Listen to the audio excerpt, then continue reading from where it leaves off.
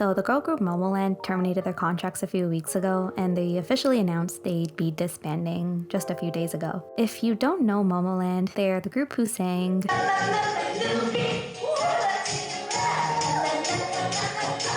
That's mainly how I knew who this group was, along with a few other songs. And normally when a group ends their contracts and disbands, their fans are usually sad, but this time it seemed like fans were okay with it. Actually more than okay, they were happy. Like people were saying Momoland is free, so that just shows you how bad it was for them. So I was curious, what's the deal with Momoland? And I decided to do some digging, which is just Googling, so you don't have to. You're welcome. So it turns out this group went through a lot of controversies and issues, like lawsuits, sudden lineup changes, plagiarism accusations, the K-pop controversy trilogy. Once I learned more about the things they experienced as a group, I totally understood why they disbanded and why their fans were happy about it. So I'm just gonna go through some of their main controversies and issues that they faced. So let's get into it.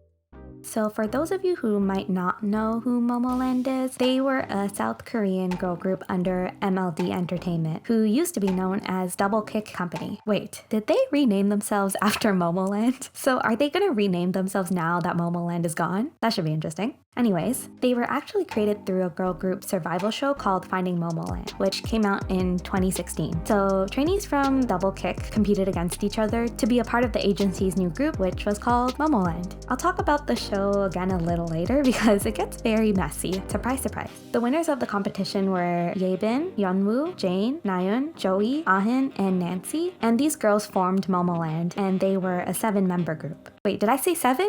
I meant 9, because in 2017, they added 2 more members, Daisy and Taeha. So before Daisy and Taeha joined the group, Momoland actually debuted in November 2016 with their EP, Welcome to Momoland. And from the start, this group was bumpy. Their debut was actually delayed, so as part of Finding Momoland, their final mission was to have a concert with 3,000 spectators, but they were only able to get 2,000, and on top of that, they didn't have enough funding. Luckily, they were able to crowdfund their debut, and they did eventually debut, but it's a little concerning that they weren't backed by their agency. But it is cool to see that they already had fan support from the start. So I would argue that Momoland's biggest hit was Boom Boom, which came out in 2018. I'm sure most K-pop fans know this song. It's literally iconic and it's an amazing song. It peaked at number 2 on the Gaon digital chart, and it's actually the first girl group song to become platinum certified on the Gaon music charts. So that should tell you how big this song was. But even their biggest hit had some controversy. So a Russian girl group called Cerebro accused the group of plagiarizing their song called Me Me Me. And I went to listen to their song and I can hear the similarities in the beginning of the guitar strings, but I don't think the rest of the song is that similar. But I don't know, let me know what you think because I'm not a musician. The producer of Boom Boom, Shin Se-dong, denied the accusations as well, so it doesn't seem like much came out of the controversy. But it just shows that even at Momoland's peak and in their best moments, they still had no peace. I just feel bad for them. I'm not sure if this situation was much of a controversy, but I just thought it was very weird. So in 2019, one of the members, Yeonwoo, was a guest on SBS's Village Survival, where the cast solves a mystery to win 10 million won. And Yeonwoo was asked what she'd do with 10 million won, and her answer was very interesting. First, she says that she hasn't made any earnings since debuting. What? And at this point, it's been over 2 years since debuting. She said it's because when groups debut, their earnings usually go into covering the agency's expenses while they're being trained. If I had to pay for my training at a new job, woo, that'll do it. You don't have to worry about me. You do not have to worry about me. This doesn't sound like something that's exclusive to Momoland, but I just find it interesting that she was still paying expenses after being an idol for that long, because I would think that she would have earned enough money by now to cover those expenses and more. And then she said that with 10 million won, she'd buy a nice meal because she has a limit on how much she can spend with her meals. Again, what? So at the time of the show, she had a limit of 10,000 won per meal, which is about $8.90, which seems to be enough for a meal, but it's just weird that there was a limit on how much she could spend in the first place. This is also something other idols have experienced, so like I said, this isn't really a controversy exactly, but it does highlight some very interesting practices in the K-pop industry, but that's beyond the scope of this video and my research for now. So I feel like 2019 is the year where things just kind of came crumbling down for this group. In 2019, Taeha and Yeonwoo left the group, and there was some controversy and speculation with Yeonwoo's departure in particular. So at first, she wasn't in the group's appearances because of a bad back, but then later on in the year, in November 2019, it was announced that she would be leaving the group. People assumed that she left to pursue an acting career, but in a post on Momoland's Fan Cafe, so Fan Cafe is a forum where you can interact with idols, by the way, she wrote a post denying this, saying, "I didn't betray you because I wanted to do something else." So that's interesting. And this led fans to believe that she was kicked out of the group. The way she left was definitely weird, going from bad back to completely leaving, but it's hard to get a concrete answer on what really happened. But she is an actress now, so maybe that did have an impact on her ability to be in the group, but it does seem like quite a few people are being kicked out or quote unquote kicked out. Please don't sue me. I don't know what really happened. Speaking of kicking out and group departures,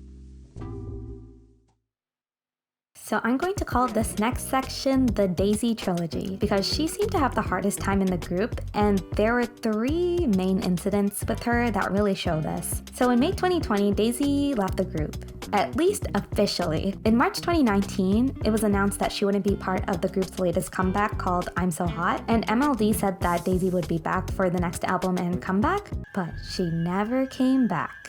In July 2022, on TikTok Live, Daisy claimed that she was kicked out of the group. For the love of God, I did not leave. I was fired.